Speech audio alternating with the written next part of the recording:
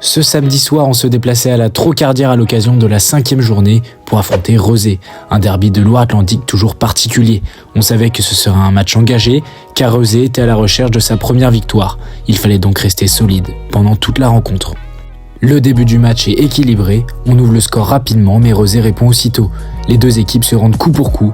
Personne ne prend le dessus, les défenses s'organisent bien et les gardiens se mettent vite en valeur. Petit à petit, on trouve notre rythme et le jeu va se mettre en place. On monte les ballons plus vite, on fait les bons choix et ça paye. On prend plusieurs longueurs d'avance, mais Rezé pousse, on enchaîne les petites erreurs avant la mi-temps et l'Atlantique Rezé revient. On atteint à la pause avec un petit but d'avance, 15-14. Rien n'est fait, mais on sent que la victoire est atteignable.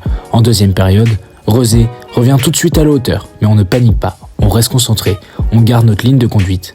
Derrière, notre gardien continue de sortir les ballons importants. Et devant, on est efficace. Chaque fois que Rezé revient, on répond. Le rythme monte et Rezé impose un rythme plus important sur les montées de balles.